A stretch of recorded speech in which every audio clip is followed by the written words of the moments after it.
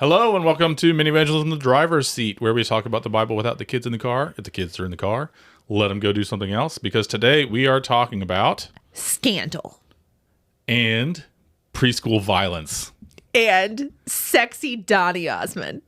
Hear me out. Hear me out. You're not going to want to miss this. Here we go.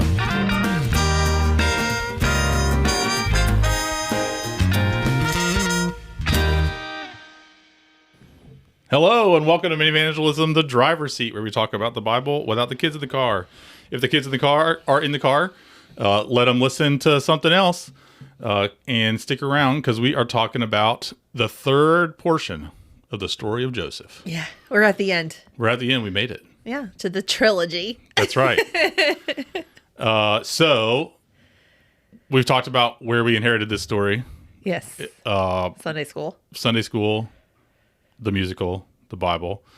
Do you remember anything particularly about how this story ends from childhood? Okay, confession time. Yeah. This scene in the musical, I don't know what about it, but Donny Osmond is like really hot when he's like accusing the brothers of being spies. That's fantastic. That's all I remember. Okay. I can't focus on the end of the story just because I don't know. Just something about Donny Osmond in this particular section and this song. I'm just like, that is fantastic. Done. Yeah, that's why I encourage my kids to watch the musical. Like, I don't know. That's a Did choice. Did I get him? That's a choice. I think the part of the story, specifically the musical, that I remember is when they're going through all the bags looking for this cup.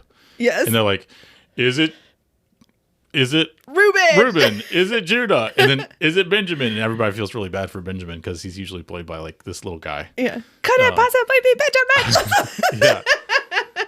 Also, like the songwriting is not brilliant. Yeah. Good. Mm-hmm. But there's so much that happens. So I mentioned like I read like it's 9 chapters. I'm saying 9. It might be actually 6, but like the story slows down and there's a lot of twists and turns. Like it's kind of like I said, it was like reading Harry Potter. It might be more like reading. Excuse me. It might be more like watching like Scandal, or one of these shows where part of the show is how many twists and turns it takes. Because there's multiple trips back and forth to Egypt. There's multiple moments of crisis. And then at one point, Joseph goes, "It's handled." Yes, that's right. Joseph as Olivia Pope. I like that. I never took you for a Scandal fan. Well, I think everybody was for a minute there. And it was the kind of show where like it's not that great of a show, and also I want to know what happens. This is opening up so much, like another facet of our friendship. Like now we have stuff to talk about again. I could not talk to you about Scandal, except the mean white lady. She's by Donny Osmond. The president's wife. Yes. So put together. It's not why I watch it, but it's part of it. I get it. Let's change the subject. What bothers you about this story? This part of the story. I think what does bother me about the story? I think it's Jacob's treatment of Simeon. Oh. Bothers me. Because, they go and he's like, Benjamin's not going with you. Benjamin's the baby. Benjamin's my favorite because he killed the other one. And so like, you go. And then Joseph keeps Simeon in jail. And is like, you can get him out, but you got to bring Benjamin. So they go home and they tell him like, hey, Dad, we got the food. We got the money. Your son is in jail. And the only way to get him out of jail is for us to bring Benjamin. And then Jacob's like, let him rot. No, you're not taking Benjamin. Simeon can just sit his happy honey in jail. And then it's only when the food runs out that he's like, okay, take Benjamin. Like, it's like you forget about what a POS Jacob is. But the Bible does not forget. And then he just comes roaring right back in like, I love my son, but I'm hungry, so take him. Yeah, I love that. Like Jacob Jacob does not change in the story. He never changes. And there's even a portion where he's bemoaning all of this going on, and he basically says, "Why is all of this happening to me?" And none of it is actually really happening to him, but he's entirely self-interested the whole time. Yes! And I delight in that, like, a major biblical character can really have no story arc. Like, he just never learns from his lessons or anything. Never, like, there's actual theology there. Like, what God is up to is not dependent on your transformation.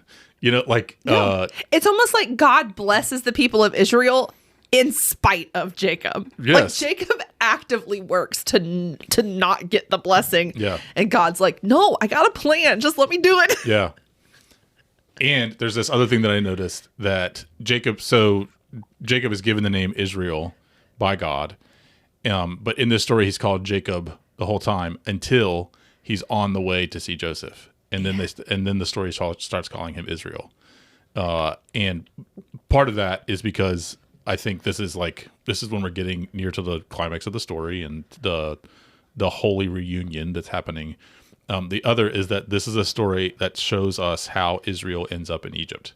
Yeah. Because later, as we've mentioned, they will be fruitful and multiply, and then get too big for Pharaoh.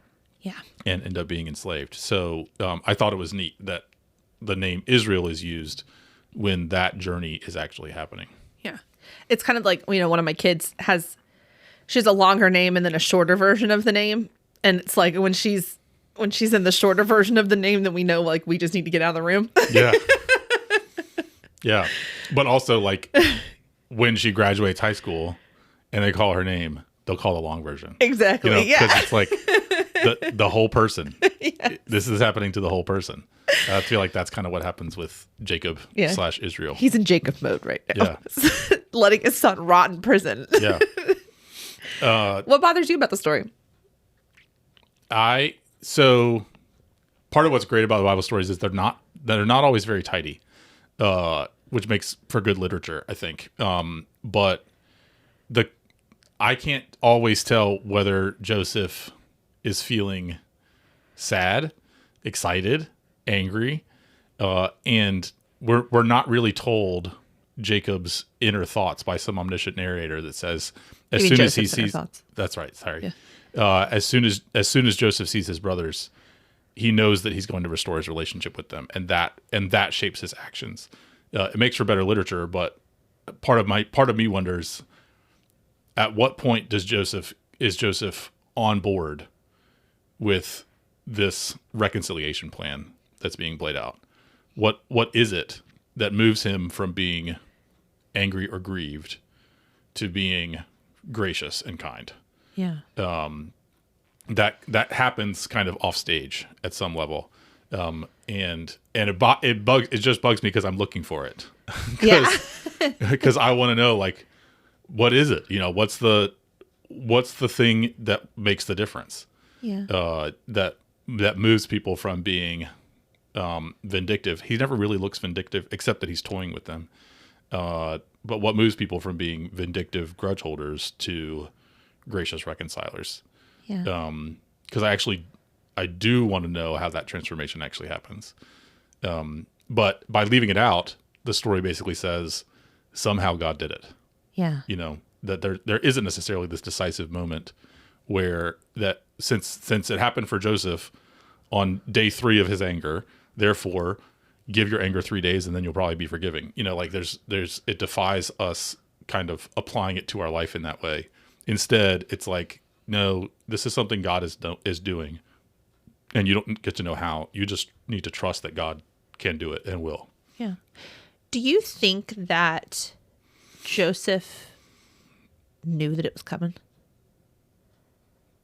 Do you think that he knew that there was a chance that he was going to run into somebody from his family because the famine was so widespread? I mean, it's murky about whether that's the case. Except, like, when the 10 brothers show up, one of the first things they do is they all bow to Joseph, which is exactly what Joseph had seen in the dream at the beginning of the story. Yeah. And so so if Joseph is tracking the dreams, which is likely, there's something about that moment where Joseph is like, holy shit, Yeah. it's happening. Here are these 10 ears of corn, or 10 stars that are bowing down to mine. That's also the way that kind of prophecy happens in the Bible, where you have some foreknowledge of how this story ends. And then part of the story is waiting to see if it actually comes to pass. Yeah. But also, like, again, the question is, he might know that this was going to happen. He might be expecting this eventually. I imagine he still has to wrestle with his own anger. Yeah. Like the grudge has to be satisfied in some way. Yeah. That's what I'm wondering is, like, when does that happen? Yeah. Because we don't see Joseph kill a goat instead of his brothers. Like we don't see him actually exorcise the harm that's been done to him on somebody. We don't see anybody pay the price. Instead, Joseph has been the one to pay the price in his own life. But even that suffering has not prevented him from forgiving the people that did it to him. Yeah. I mean, we hear Joseph like go into another room and cry. Yeah, and I'm really moved by that. Like, it's more than once where we're told Joseph was overcome with emotion and had to leave the room. Yeah. And like, there's a beauty in that to me, that the big feelings of family do that. Yeah. And I know that. And I immediately think of moments when, like, I get choked up and I need to either leave the room, or if I trust the people, I just cry where I am. Uh-huh. But the depth of humanity that comes to us through the story is important to me, because he's not a stoic character. No. He's affected. He's moved. And at one point he's moved because he hears that his father is alive. Yeah. And another point, he's moved to tears when he sees his brother Benjamin. Yeah. Well, and he also, one of the times I know when he cries is because he's speaking through an interpreter. Mm-hmm. So the brothers will speak Hebrew thinking that he can't understand what they're saying. And they kind of have a conversation of, we did this to Joseph and now it's coming to bite us in the butt. You know what I mean? Like, yes. And so he hears them almost expressing remorse for what they did. And maybe that's the moment. Yeah. Where, their acknowledgement of their mistakes is all he needs to hear. Like, their confession, even though they're not saying it to him. Yeah. His awareness of their remorse is all he needs to hear. Yeah. And it overcomes his grudge or anger. Yeah. And he's so unlike his father in that. Oh, yeah. Because Jacob would have been like, yes, F you guys. Yes. Yes. Jacob would have made an elaborate plan for how they would all be assassinated in the night. Exactly. Yeah. It does beg questions about, like, how forgiveness works and to what extent acknowledgement of harm has to happen. Yeah. So, this story as a study on forgiveness, you probably point to that moment and say that does make a difference. Mm-hmm. And at the same time, in the story of Jesus, it doesn't appear that the acknowledgement of harm done is required. Yeah. That, like, in the resurrection, Jesus doesn't toy with people. He just shows up. He literally, like, poofs into rooms. Yeah. And says, peace, and cooks some fish by the side of the road. Exactly. Yeah. So this might be a difference between God's forgiveness and our forgiveness. But it feels relevant to parenting. Yeah. Because there are times when absolutely I can forgive you, but I need to hear you say it. Like, yeah. I need you to hear, like, just the other day, like, our 4-year-old can't do it. He doesn't get it. I mean, I think remorse is probably something that requires some prefrontal lobe development. Oh, yeah, most definitely. Because with both of our youngest, we've had stories in the last week where we were like, they did something really bad and they don't care at all. Like they do not care. Our son punched me in the nuts. He wanted attention, and so he punched me in the nuts. And part of the toughest part of that is he would not say I'm sorry. Instead, he buried his head in the pillow. So it's like he understands what he's supposed to say, but he refuses to freaking say I did anything wrong. So cute that you're just like, forgive him. Like, no. I'm sitting here being like, you gotta forgive him, True. No, I knew I had to forgive him, but it was not out of feeling loving feelings for him. I mean, the biggest thing is I didn't return the favor immediately. I just gave him a look and had to walk out of the room and cry a little bit. So part of the enterprise, the human enterprise of forgiveness, I think is an interesting question to ponder, is particularly if there's folks that we struggle to forgive, is does my forgiveness of them require them to acknowledge what they did? And I'm not saying there's one right answer to that. I'm just pointing out the difficulty of that. Yeah. But the most godly form of forgiveness is probably forgiving regardless of whether you understand or can acknowledge what you did. Father, forgive them, for they know not what they do. Exactly. Can I ask a really cynical question? Sure. Do you think Joseph would have forgiven them if he hadn't gotten out of jail? Do you think the reason he forgave them is because he was the second most important person in the world? I'm sure it helped. But like if he had just like passed him on the street when they were going to get food from some other guy, like, right. Like, do you think that forgiveness would have been there? Or do you think that like if it hadn't worked out, like, I don't know, that's just like a really cynical thought. And I guess that goes back to the question that you just asked of, do they have to acknowledge what they did wrong? Or if it's somebody that's like not in your life, you know what I mean? Like somebody wrongs you and then you never see that person ever again. Right. Do you offer them forgiveness? Yeah, I think, again, God probably does. Like God does, yeah. Right.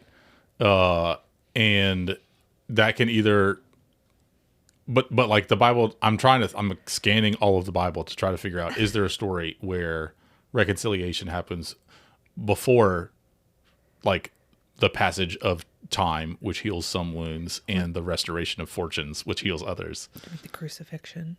That's the one where it is not after the resurrection that Jesus forgives them. It's while they're killing him. Yeah. So there's something about divine forgiveness, which is all the way, all the time. Yeah. But human forgiveness is probably different. Or like fallen forgiveness, which doesn't stop God from forgiving us and loving us. But like part of the life of faith is noticing where those contradictions happen, where we are not like God, right? And letting that inform our next steps. It might be interesting to like play out the story in your mind of what if the story went different and Joseph, it doesn't get put in charge, but the brothers still need to eat. And so they come to Egypt and they end up in the same jail cell with Joseph. How does that conversation go?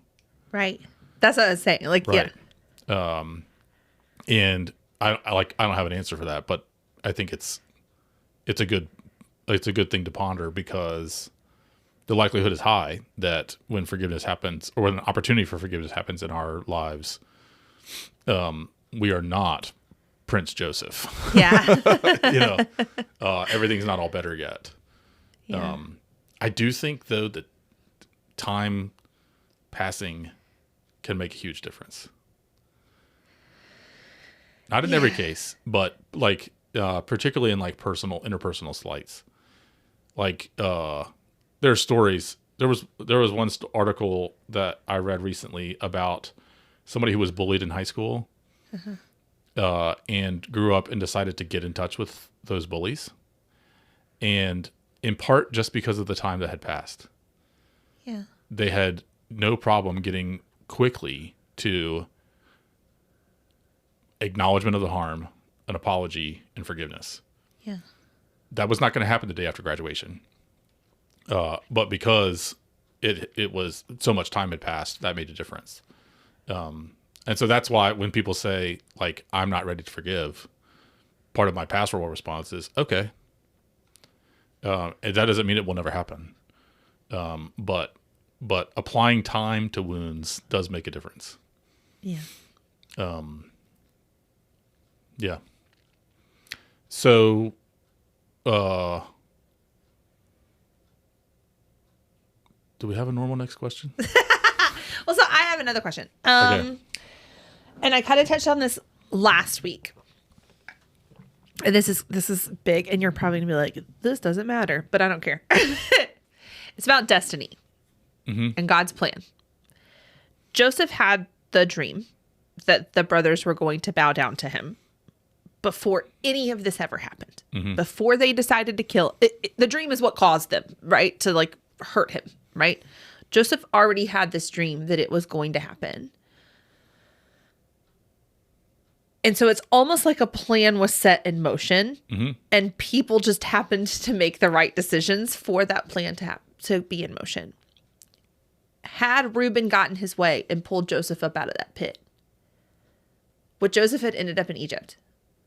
Would any of this had happened? And like, I've been thinking about like, probably, because it was like when Jacob messed around with Esau and took that blessing, right? He ran away from home. And I feel like if the brothers had thrown him in the pit, Reuben would have pulled him out and been like, you got to get out of here, right? He wouldn't have been sold into slavery. He wouldn't have been in Potiphar's house and then in jail, but he would have ended up in Egypt, right? Yeah. Like, do you think that he was always destined to go to Egypt and this just happened to be the path he took?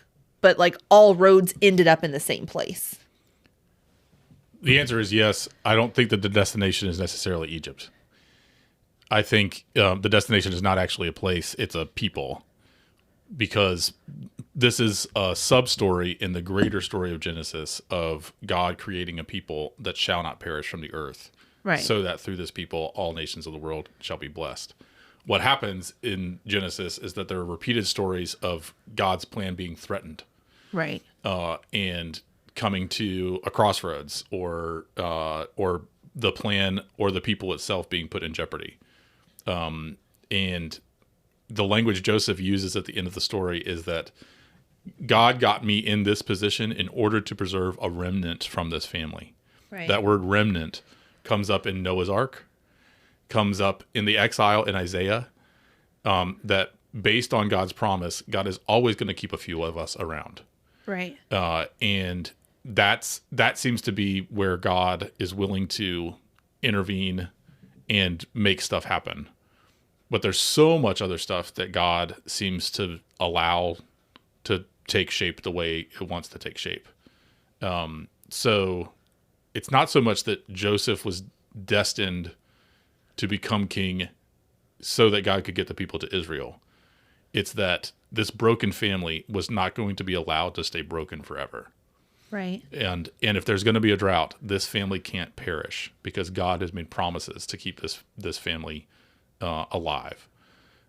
So when we talk about destiny, when we talk about even calling, or when we talk about prophecy, a lot of those stories sound like God has chosen you to give you a good life. And I'm just not so sure that that's what God has promised. Right. Instead, what God has promised is to always keep a few of you around who know me and who I know. And that can be hard in our Western culture where so many of the stories are about like personal destiny. Yeah. This is actually about like the destiny of creation. You know? Yeah. So it's not just about you.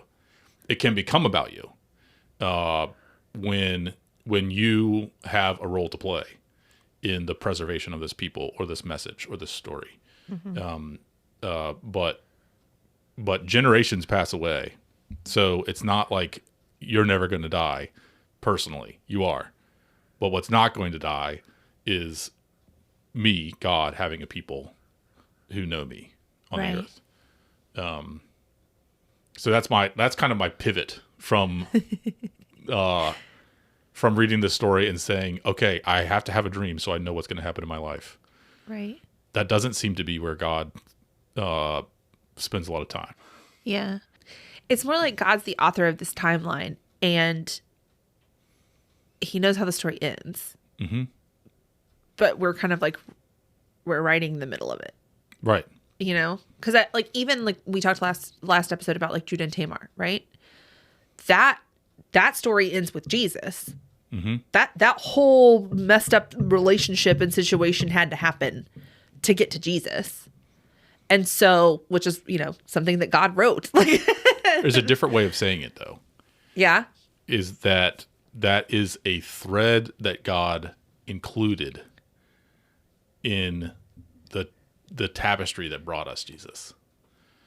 So we're talking about, in philosophical terms, determinism, about whether did that have to happen to Tamar in order for Jesus to be born? No. But God was always going to make sure Jesus was born. Yeah. And so when that happened, at some level, God said, yeah, sure, I can still use that. So going back to our kid interview, Jacob's question about why did God let Joseph suffer? I'm not so sure that we can say that God let Joseph suffer per se. What we can say is that Joseph was suffering, and God took that thread and incorporated it into the story that God's writing. Mm-hmm. And so the story of the Bible puts us in the story as supporting characters to a bigger story. Right. And so it doesn't necessarily mean God is writing a story about us. Yeah. Which is both unfortunate and also a comfort to me. But I think you can read the Bible and have a high view of God's sovereignty. But the problem with that is that suddenly that looks like God causes slavery or sexual violence. Yeah. And the problem with that is that does not look like Jesus. No. That does not compute with the God made known to us in Jesus. So the church will always stop short of saying that. Well, if there is, like, in a really hardline reform, they'd say everything that happens is something that God makes happen and therefore it is good. And I don't like that. I don't like it either. No. Instead, I think what the Bible actually says is stuff happens and God has promised to make it good. Yeah. Once again, God is making it good in spite of everything you're trying to do. Right. Right. In spite of our human tendency to constantly try to make it about ourselves. Yeah. Or control God, or do it without God. And I think that was what Jacob was saying when it's like, you know, despite mistakes, right. God's going to do something with it. Right. Another question that Jacob asked that wasn't I didn't include it in the Minivangelism episode, and even Jacob didn't include it because he was like, this is a little too much for the kids. Do you think, so in the story, Jacob finally lets Benjamin go to Egypt. Mm-hmm. And Judah is like, I will assure him with my life. Or maybe it's like his kids' lives. I don't know, probably his kids' lives. But he's like, I will assure him with my life. It's his and his kids, yeah. Yeah, if something happens to Benjamin, but we all know how Judah treats his kids. So so he goes and he takes him to Egypt. And then when Joseph accuses Benjamin, Judah's like, put me in jail. I can't go back to my dad. I made a promise, whatever. Jacob's question is, do you think that Judah was the brother that stepped up because he was the one that sold Joseph? Do you think that he was so racked with guilt after what he had already done to one brother that he felt responsible for the other brother? I don't have a problem with that interpretation. But do you agree with that interpretation? What do you think? I think, yeah. Yeah. I think you see kind of the reverse at the end of the story, right? Like we talked about, with Simeon being the one put in jail. Simeon's the one that's like, no, kill him. Yeah. And then Judah's like, well, let's make a profit off of him. Right. So there are parts of Judah's actions that are consistent with prior actions. There's parts of Judah's actions that actually suggest he does have remorse and he is a different person now. Mm-hmm. And in general, like writ large, I think the story does show us brothers that have been affected by their own sin, and have some level of remorse or a heightened sense of morality than they had when they were young and tried to kill their brother. Yeah. And I kind of read that as one more way in which God can use bad things and turn them good. Mm-hmm. That it is, at some level, we are permitted to sin so that we can receive forgiveness. Yeah. At some level, part of making mistakes is you have to make mistakes in order to learn from them. Yeah. And we see that happen in Judah's story, I think. Yeah. One more part of the story that I just want to discuss real quick. And this is another part of like controlling the narrative. Mm-hmm. It's once Joseph has revealed himself to the brothers, he has wept with them, he has eaten with them, all is good. The brothers get together and they're like, Joseph could still kill us. Like, they don't accept his forgiveness. And so they come up with a lie and they go to him and they're like, oh, and dad said you can't kill us. And Joseph's like, what are you talking about? Like, first of all, I know you're lying. And second, because dad will let me do whatever I want. But like, they go to him and they're like, dad said he made us swear a covenant that like you can't harm us. And then Joseph's like, just accept my forgiveness. You know what I mean? Yeah. Like, they still don't get it. And I think that that's such a human response. Mm-hmm. How many times have I been told my sins are forgiven? And I'm like, yeah, but God, are you sure? Right. Right. And sometimes like hearing that you're forgiven only confirms that you really did mess up. So, and I hate it. Right. There was a guy who was a leader on some committee I was on. And when somebody would come in late to the meeting and say, "Oh, sorry, I'm late," he would say, "I forgive you." And I thought that was so baller because saying the words "I forgive you" was also like, yeah, you really did mess up by coming in 5 minutes late to this meeting. So, depending on the day, I would either like if you said that to me, like I was late to the last meeting we had. Yeah. Like I think if you were like, "I forgive you," I would have just like gotten my stuff and just walked out. Yeah. He actually talked about it with me once. Like, he had kind of adopted that as a practice, not just to prove, yes, I am judging you for being late, but to also like raise awareness that when you say you're sorry, you should actually be sorry. Yeah. And if I forgive you for saying you're sorry and you're like, oh, actually I was not apologizing. Like that's something that he was willing to trigger in people. Back to the story. You're right. I do think, they have a hard time believing the forgiveness, and they are not completely transformed people. They are still Jacob's sons. Yeah. So they're still gonna connive and figure out a way to control the narrative. Yeah. And if you keep on reading, they don't all live as one happy family after this. No. My favorite chapter in Genesis is Jacob giving his like deathbed blessing to all the sons, because you can tell he had favorites, and then you can tell there were some that he was like, you can just F right off. Like, yes. Simeon is one of them. Yes. And he even blesses the wrong one of Joseph's kids. Yeah. Again, I think part of the take on that is, look how human a story this is. Yeah. It is not about God changing them into one big happy family. It's about God being able to work with this messed up family, even if they never really all the way change. Doesn't he call one of them a donkey? I wouldn't doubt it. He calls like one of them like a stubborn donkey or something. Yeah, that sounds about right. So this is a story. This is a story of reconciliation. It is not complete reconciliation. No. And there's a degree to which that's informative for us, because in our own encounters of conflict, we are not necessarily promised complete reconciliation in this life.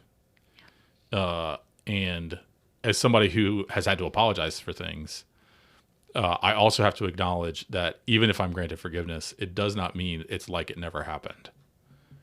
And so there's an aspect of reconciliation that we are still awaiting, even in our current relationships. There's an aspect of complete reconciliation and like recommunion that we still await. It is what we are promised in the resurrection. It is where all of this will end. But we probably shouldn't expect it from one another in this life. If it does happen, it's a miracle. Right. And I mean, like, you can think of marriage where, there's that old trope, marriage is never having to say you're sorry, which is BS. But marriage is not about never having to say you're sorry. Marriage is about having to apologize, having to offer forgiveness you don't feel like giving, and then still having to live together. Yeah. And that's why the church says marriage is a spiritual discipline. Yeah. It's like constant exercise in wrestling over how to respond to harm. And for Christians particularly, what the news about what God's love is like, how that is brought to bear in real, actual human relationships. Yeah. Now, I also think part of the gift of marriage is that if you're ever going to get close to complete reconciliation with somebody you've hurt, you might have to marry them for most of your life. But that it can and does happen. But even knowing some of the stories of couples in our church, it might take 50 years. Yeah. For whatever kind of slight to be forgiven or forgotten or otherwise healed. That's another reason for the gift of marriage is you're giving one another the gift of time. Yeah. So that time can actually make a difference in your relationship. And you can figure out where you have to say, okay, that's just not the person I married. I'm not going to get somebody who always empties the dishwasher. And you can figure out ways to actually love people as they are. Yeah. Which is what God's love is like. Our role is like, for us, love is me never having to say I'm sorry or empty the dishwasher. I empty it, I just don't load it. Yeah. That's fun because some people are not just like, I never have to say it. It's I never will. Yeah. Yes. Yeah. My husband is so good at apologizing. Yeah. For things that I did. It's fantastic. Once again, we've talked before about like how your wife is just one of the most like patient, empathetic people. My husband is a study in patience and forgiveness. That's fantastic. Because he is one of those people that he can forgive without it being asked of him. Yeah. Because I don't. That's good. Thank God for people like that. Thank God. I think the one other thing I wanted to hit on is I do think that one of the, like, this story is a study in forgiveness. Mm-hmm. And I think it's an invitation to reflection for where, how forgiveness hits our life. It might not occur to you much in your life, but it's also an invitation to notice where it does and to kind of write your own Bible story in your mind of if there were going to be forgiveness or reconciliation in this story, what's the narrative path to get there? Yeah. What do I acknowledge either has to happen or could happen that could make room for a reconciliation that I don't currently experience? Yeah. I think that's worthy reflection, and it ends up being prayer. To be able to say, okay, God, if you want this relationship to be restored, here's how I can imagine that happening. Your move. Yeah. And I consider that a good prayer. I also think we could hear God answer back, actually, your move, and that may happen. But these are the kind of questions and prayers and ponderings and reflections that are the burden of a people of faith. Yeah. If we did not have a story that said reconciliation is not just possible, it is to be expected in the end, then we would have no reason to believe that it was possible in our own actual lives. But the dissonance between stories of resurrection, stories of reconciliation in the Bible, they create conflict because they're the thing that we have to think about and ponder while we're in jail, while we're in the pit.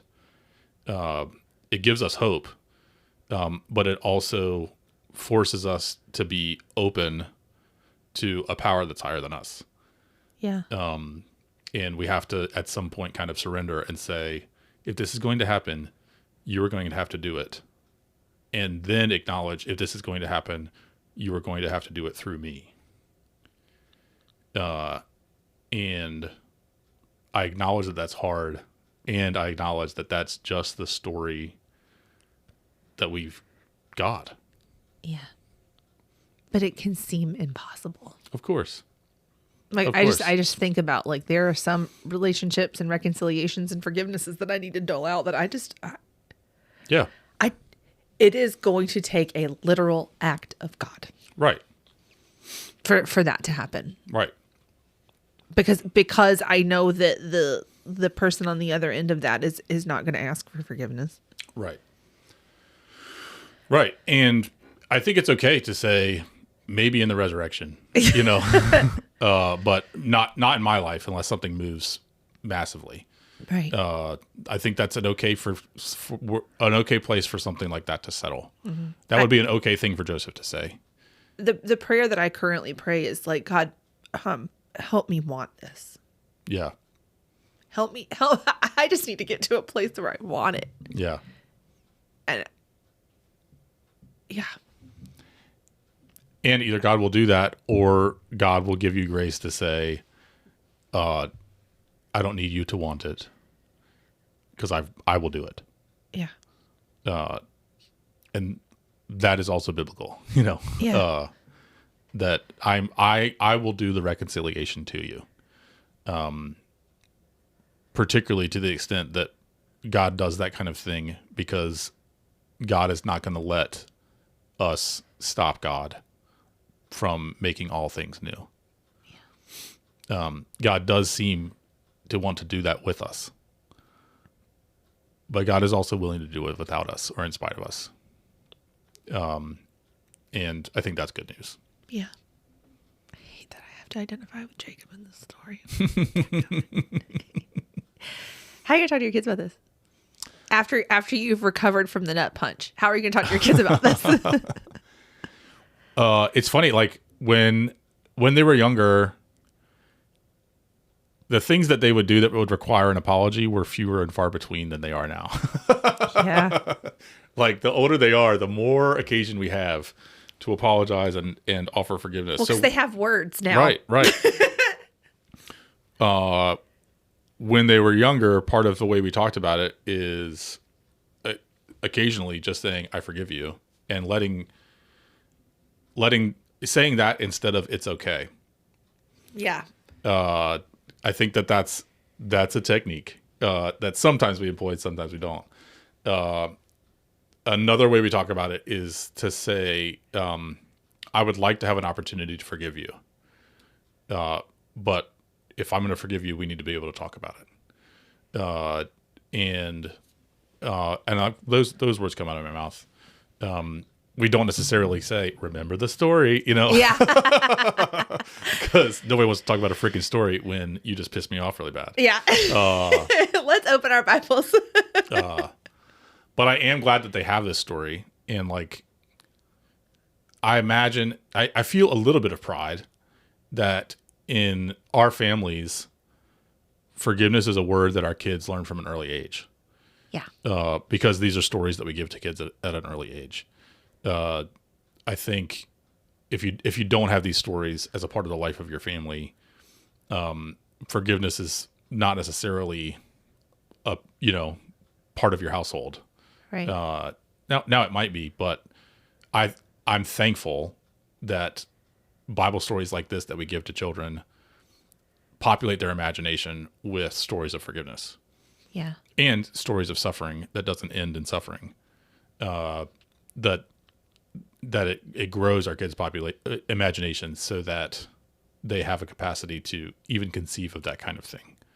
Yeah. Because the alternative is they suffer and they have no hope, or they mess up and they have no hope. And thanks be to God, that is not the story that we have to give to our children.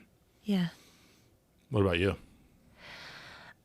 So it's funny that you talked about like, it's okay if somebody apologizes. Yeah. So I used to say that with my kids, like, hey, she said she was sorry. Just be like, it's okay. Or I forgive you or whatever. And a neighbor of mine, we all walked to school together, and I noticed there was like a conflict. And she doesn't make her kids say it's okay. The response when somebody says, I'm sorry, is thank you for apologizing. Mm-hmm. And I've started using that with my own kids. Like, thank you, Aisha, for that parenting tip. Yeah.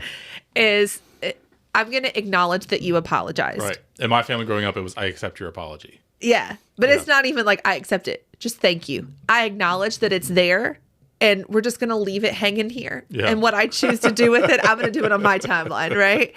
And I love that because it's like, I'm not going to lie and say it's okay. I'm not going to lie and say I accept it. I acknowledge it. Yeah. Ball's in my court, and I get that. Right. Yeah. And I think that that's something to, it can sound passive aggressive. And sometimes my kids will do that. Like my oldest will be like, thanks for apologizing. Yeah. But I love that forgiveness is something that you have control over. Right. And I think talking about it with my kids, and I will say, like, remember the story. Yeah. And we've talked about like the Bible is an invitation to play. Mm-hmm. If you were Joseph in this story, how would you have responded when they show up and they're bowing before you? How would you have responded in that situation? Would you have said, listen here, heifers, I'm your brother? Yeah. Do you agree with what he did and then also put yourself in the brother's shoes? Mm-hmm. If you are Gad and Joseph's standing there, how does that make you feel? And would you want to be forgiven? Right? Like, how good must that have felt when they finally were given that forgiveness? So yeah, I think I love that. just play in the story with your kids, especially one like this where you can play 13 different characters. Yeah. And as Joseph, put yourself in Joseph's situation. One, when you hear that your son is alive, and then you get the full story of what your kids did to each other. How would you have responded in that situation? Yeah. Yeah, I love that. And all of it kind of fits in the category of practicing or talking about or thinking about how is harm repaired? Yeah. What does that look like? Yeah. It depends on the harm, it depends on the players. But I do think that's part of what it means to be in a family. Is because harm's going to happen. Yeah. How does it get repaired? It's part of what it means to be human. And particularly for people of faith, the dream we've been given is that one day every harm shall be repaired. Yeah. And so under that promise, we're invited to play and ponder, how's this harm going to get repaired? Is that something that only God can do? Or is that something that I actually have a role in? Yeah. And I love that as a conversation that the Bible brings to the dinner table.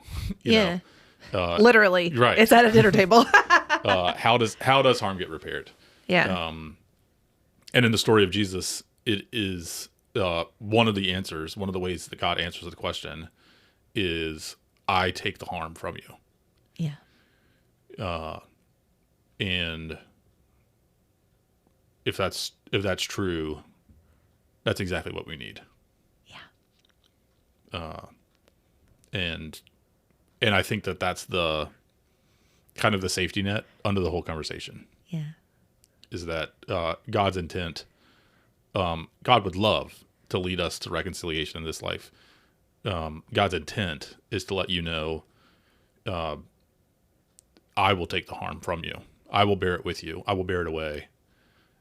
And ultimately, that is a promise that God has made for every harm, and every life. And it's always something offered. And it's why you go to church. Because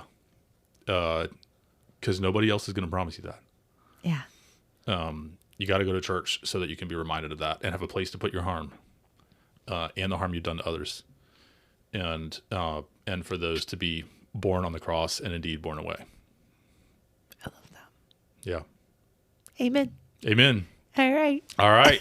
We'll talk next time. Thank you for joining us. And if there's anything that struck a nerve or any yeah buts you want to offer, you can always reach out to us at minivangelism@gmail.com or Instagram or any other way. Yeah. And we are a ministry of Grace United Methodist Church in Manassas, Virginia. If you are looking for a place to worship, or if you're looking for a church home, you are always welcome to join us. We are here Sunday mornings at 9 a.m. and 11 a.m. You can also stream our services, and more information about that can be found at umcgrace.org. All right. And then we are leaving Joseph and we are moving into Lent. Yes. So we talked about that in the Minivangelism episodes, but we are going to be doing Slowly Week. Yeah. We're going to slowly work through Holy Week over the course of over a month. So look out for more information on those episodes. And yeah, we look forward to seeing you soon. Thanks, everybody. Okay, bye. Bye. Minivangelism and the Driver's Seat are hosted by Anna Burrell and Drew Colby. Theme song written by David Burrell and produced by Evan Setzer. The theme song was performed by David Burrell, Drew Colby, and Evan Setzer. Podcast, sound design, and editing done by David Burrell. Minivangelism and the Driver's Seat are a ministry of Grace United Methodist Church in Manassas, Virginia.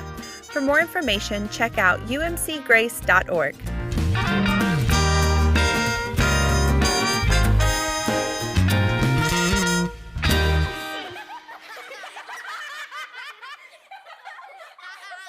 What was that?